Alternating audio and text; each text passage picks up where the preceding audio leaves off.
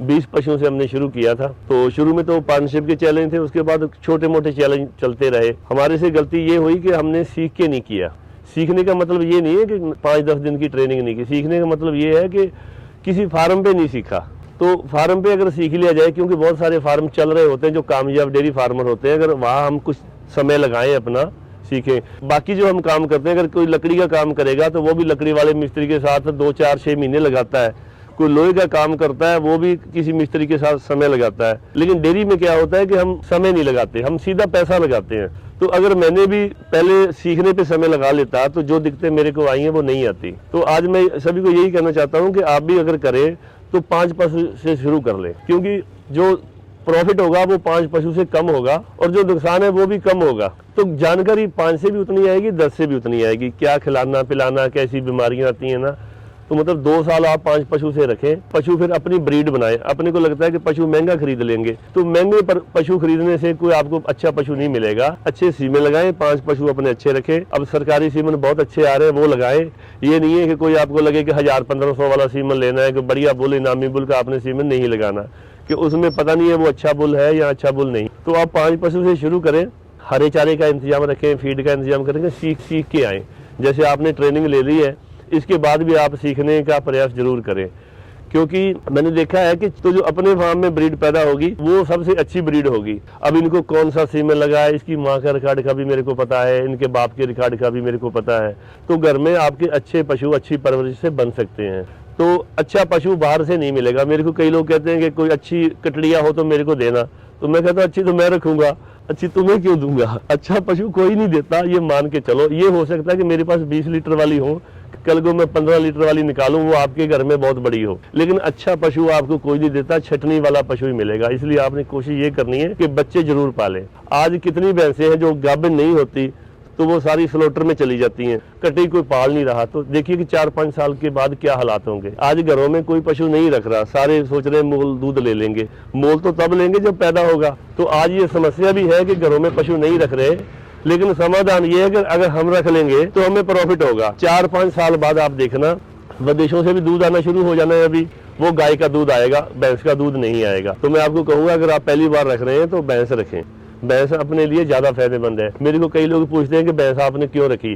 भैंस के सबसे बड़ा बेनिफिट ये है कि इसका रख रखाव वातावरण अपने अनुकूल ही है। तो अगर आपकी भैंस खराब भी हो जाए तो वो फिर भी बिक जाती है, थन खराब हो जाए वो फिर भी बिक जाती है। गाय में ऐसी सुविधा नहीं है। भैंस को रखना मतलब बड़ा आसान है, और 4 साल में 3 साल में वो अपने जो बच्चे हैं वो तैयार हो जाते हैं। यानी आज आप रखोगे तो AI करवाओगे, उसका बच्चा पैदा होगा, फिर 10 महीने बाद बच्चा पैदा होगा, 3 साल में वो काविंग पे आएगा।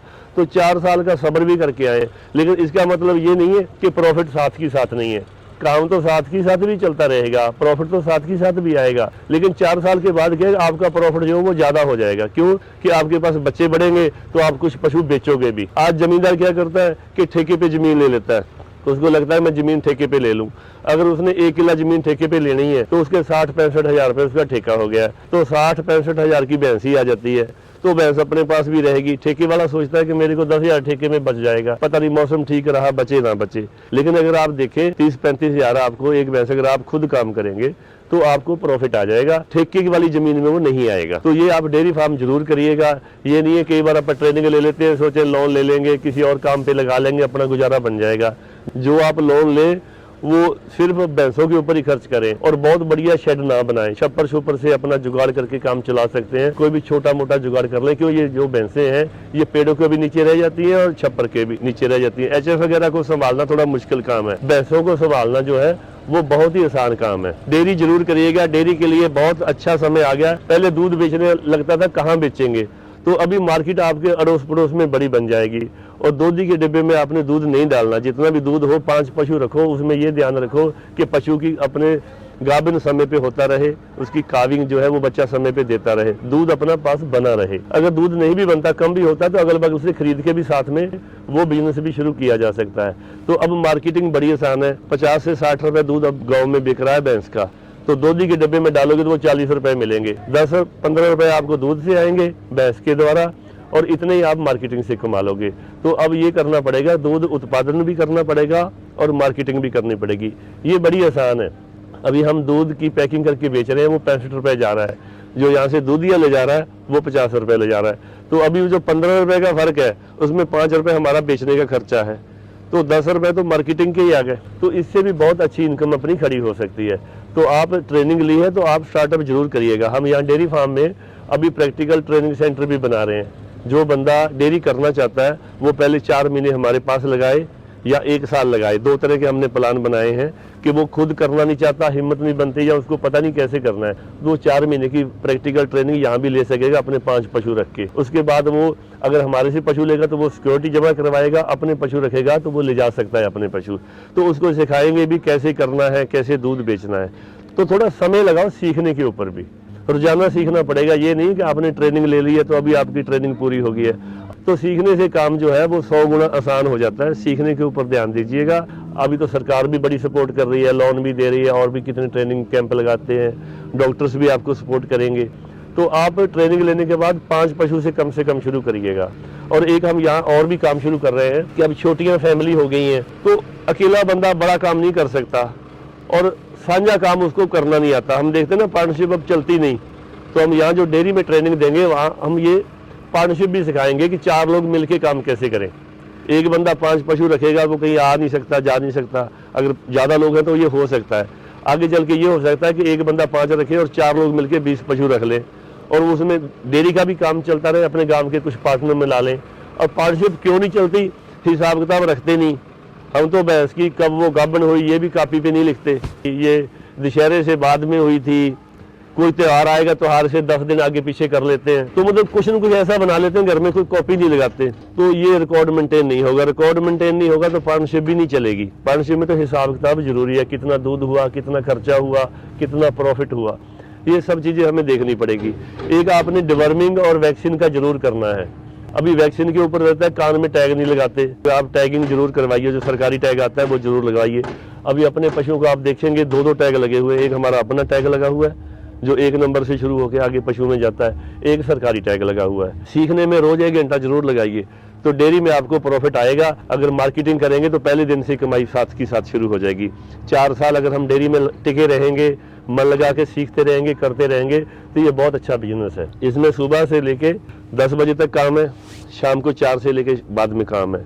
दोपहर का समय जब 9 से 4 का समय लगभग इसमें फ्री रहता है। अगर काम सीख के करेंगे तो इसमें सबसे बड़ा फायदा है कि पूरा दिन अपने लिए बच जाता है। यहाँ बेचना भी सिखाएंगे और दूध बनाना भी सिखाएंगे।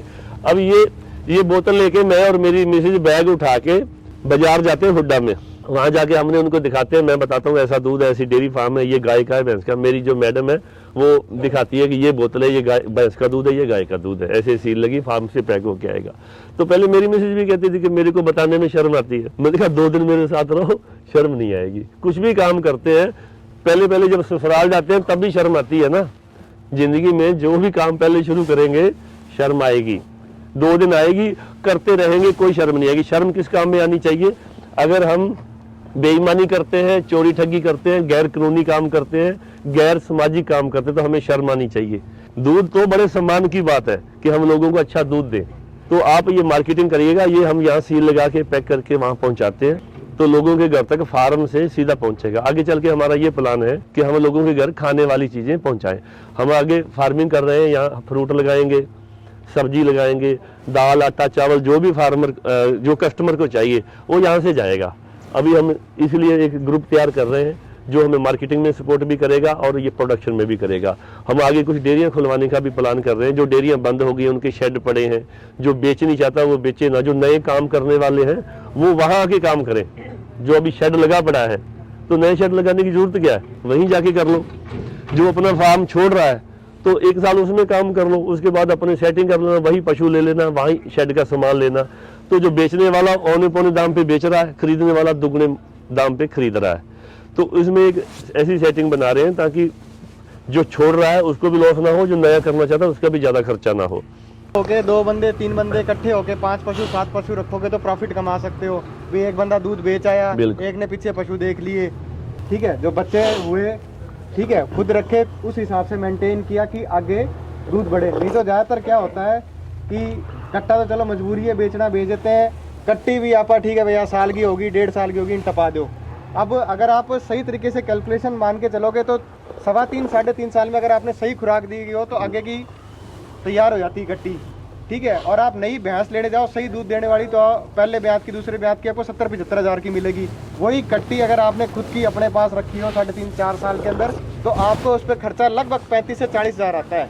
उस कट्टी ने क्या, ना दूध निकालने की टेंशन, आपने सिर्फ सुबह शाम उसको हरा चारा और नींदना है। 75 हज़ार की भैंस लेने जाओगे, कहीं से उधारी मांगनी पड़ेगी, ब्याज देना पड़ेगा, भैंस खराब निकल, क्योंकि जो भी चीज़ बेच रहा है 10 में से 8 पशु खराब पशु आते हैं जो मंडी बिकने आते हैं। 8 में से अगर आप एक खरीद के ले आए 75 हज़ार के अंदर, तो आपका भट्ठा बैठ जाएगा अगर उसने पशु ने दूध नहीं दिया। 15 दिन तो वो आपको समझने में लगाता है, 15 दिन आप उसको समझने में लगाते हो। जब उसका दूध बढ़ना होता है तब वो स्ट्रेस में आके दूध कम कर जाता है। और एक बार दूध कम किया हुआ आप कैल्शियम, फॉस्फोरस, ये टीके वो टीके लगा के भी नहीं बढ़ा पाते।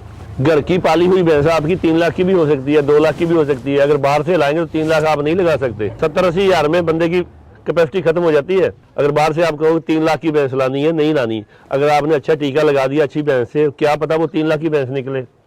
एक जो सबके अंधविश्वास लगा लो या कुछ भी लगा लो, दिमाग में ये चढ़ा हुआ है कि मैंने सुल्तान का टीका लगाना है, मैंने मुल्तान का टीका लगाना है, मैंने इसका लगाना है, उसका लगाना है।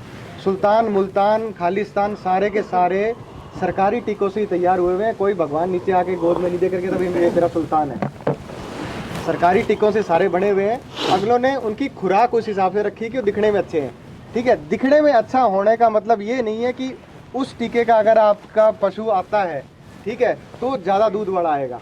उनके माँ का दूध नाप के रखा होता है भी पूरे साल के अंदर इतना 1000 लीटर ये दूध दे रही है, ठीक है। वो उस हिसाब से होते हैं कि जो आपकी आगे कटड़ी आएगी अगर वो सुल्तान मुल्तान की है तो उसका दूध बढ़ने की चांस है, ठीक है। जो सरकारी आ रहा है, जो प्राइवेट आ रहा है, उसकी पहले या तो ये गारंटी नहीं होती कई बार कि टीके के अंदर पानी है कि जो हम सोच के लाए वो है। सरकारी के अंदर ये तो गारंटी है कि जो आप सोच रहे हैं जो 30 रुपये मिल रहा है वो चीज़ है, 30 पूरे हो रहे हैं आपके। नकली तो बिल्कुल नहीं है। जहाँ से बनता है टीका वहाँ से लेकर जब तक आपके लगता है, ये आप मान के चलो कि 100/100 होता है कि जैसे उसे रखना चाहिए वैसे रखा गया। नहीं तो क्या होता है मैं बताऊँ कि सुल्तान मुल्तान का वहाँ से टीका तैयार करवाया, उसके बाद में वो डोलू 1000 डोलू बदल के आपके तक पहुँचता, हो सकता है अंदर पानी बन चुका हो सारा का सारा, पानी से भी खराब, ठीक है। आप 2000 रुपये देके पानी लगवाने लग रहे हो। उससे बढ़िया तो है कि जैसे हमारे पास आता है 3 हाथ बदल के चौथे में आपके टीका लग जाता है। जब आप सुल्तान मुल्तान का किसी को कहते हैं जी मेरे को उसका टीका चाहिए, ठीक है, आपने कह दिया, वो अगला कहेगा अच्छा यार मेरे पास तो नहीं है, हिसार पड़ा हुआ है किसी के पास में, वो हिसार से खुद के ड्रम से निकालेगा। जितनी बार ये ड्रम से निकलते हैं उतनी बार टीका खराब होता है। हिसार अपने ड्रम से निकालेगा, बीच में बिचौलिए के ड्रम में डालेगा। एक तो पहले ही 2 बार पहले बदल चुका है, बिचौलिए के ड्रम में डाला, बिचौलिए यहाँ लाके बोले कहाँ मिलेगा, बोले वहाँ मिलूंगा। सड़क के ऊपर कहीं खड़ा धूप के अंदर चका, फिर डाला, फिर वो आपके पास आएगा, फिर निकालेगा। कम से कम 6 या 7 बार, जितनी बार ये बाहर निकलता है उतनी बार आधा मरता ही जाता है ये, ठीक है। तो इसीलिए जो मैं नहीं कहता कि प्राइवेट हर एक खराब है, पर जितना आप इनके पीछे पड़े हुए हैं उतने अच्छे भी नहीं है।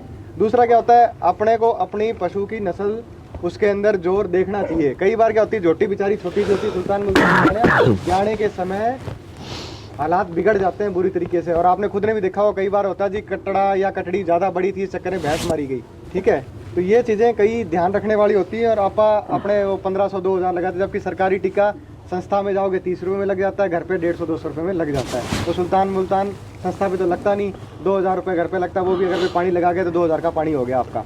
अभी डॉक्टर साहब ने कहा ना कि वो टीका पानी हो जाता है। मैं कहता हूँ भैंस को अगर पानी का टीका लगाओगे तो उसको इन्फेक्शन होगा, वो रिपीटर हो जाएगी।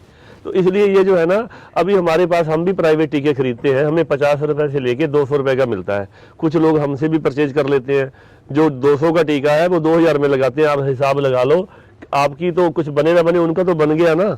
आपको कहते हैं 25 लीटर वाली होगी, 25 लीटर वाली क्या होगी, घरों में जो बच्चा पैदा होता है उसमें ये समस्या हो जाती है कि पैदा होने तक तो टीका लगाने तक तो हम खुश थे, पैदा हुआ उसके बाद उसके पेट के कीड़े ने मार दिया, उसको डायरिया ने मार दिया, उसकी संभाल ही नहीं की। टीका 2000 वाला लगवाया था। 2000 वाला कोई टीका नहीं है। आपको वो असली नकली के चक्कर में पड़ने की जरूरत नहीं है। हमारे पास तो कंटेनर रखा हुआ है, हमें ब्रीडर से हम सीधा लेते हैं। आपने लेना है डॉक्टर से, डॉक्टर को पता नहीं क्या मिला, वो भी जो प्राइवेट वाले डॉक्टर आपको लगाएंगे। तो कोई 2000 का टीका नहीं है, 200 से ऊपर कोई मार्केट वैल्यू का टीका नहीं है जो आज तक हमने देखा है। वो आपको 1000-2000 में वो लगाते रहते हैं। तो आप सरकारी टीका लगवाओ, उसमें असली है, उसमें जो आज की भैंसें दूध दे रही हैं वो सरकारी टीके की है। वो प्राइवेट बुलों की नहीं भैंसें जो आज इनामी भैंसें 25 लीटर दे रही हैं, वो सरकारी टीकों से बनी है। तो आपने सरकारी टीका लगवाना है। आपने एक चीज़ और कोशिश करनी है, जब भैंस आपकी हीट में आए वो देखो कि वो बैठी हुई तार कर रही है। कई बार साइलेंट हीट होती है, वो बोलती नहीं है। अगर उसकी बैठे हुए सुबह देख लो, रात को देख लो, जब आपकी भैंस बैठी वो तार कर रही है और तार बिल्कुल साफ है, टूटने वाली है, बिल्कुल नाले टाइप की नहीं होनी चाहिए, धुंधली नहीं होनी चाहिए। तो टीका लगाने के बाद भी आपको 12 घंटे बाद उसको फिर देखना है।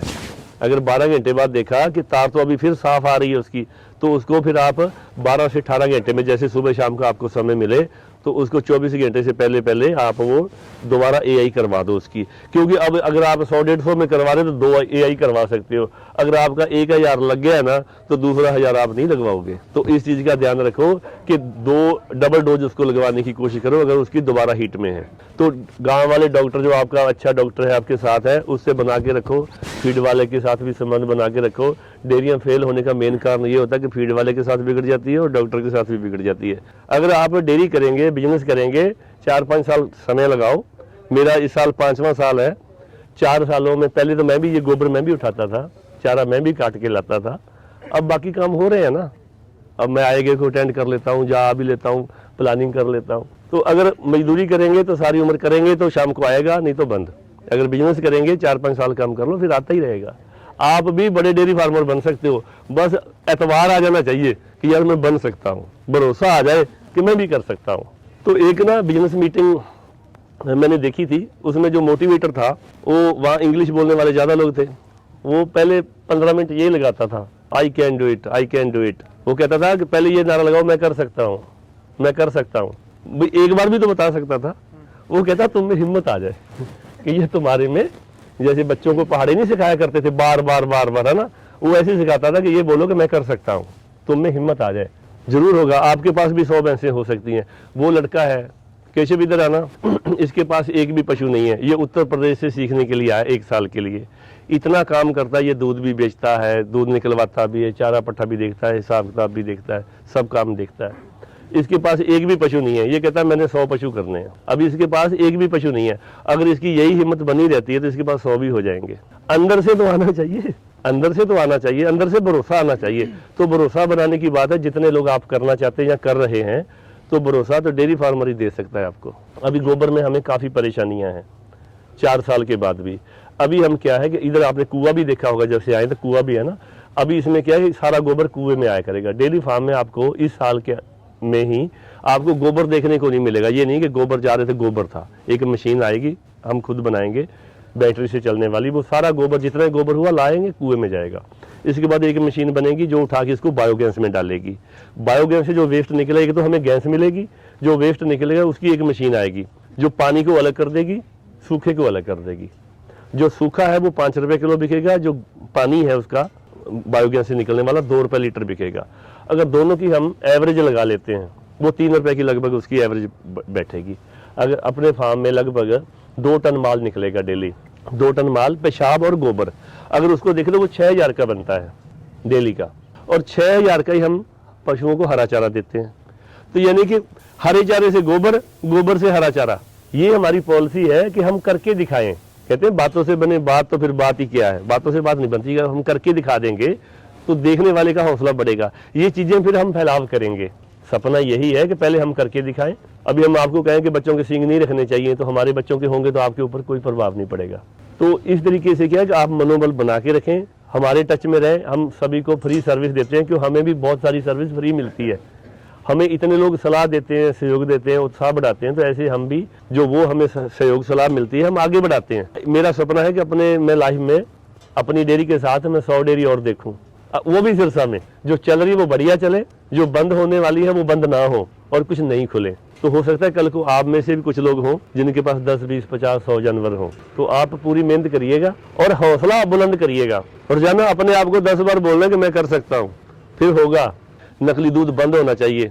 मैं कहता हूँ नकली दूध बंद करने की जरूरत नहीं है, असली दूध पैदा होना चाहिए और घरों तक पहुँचना चाहिए। जिनके घर में ये असली दूध पहुँचा रहा हूँ, अब उनके घर नकली दूध नहीं आ सकता। नकली दूध बंद करना हमारी जिम्मेवारी होनी चाहिए। तो ये हम संकल्प लें कि हम जो कर रहे हैं वो करेंगे और उसको बड़ा करेंगे।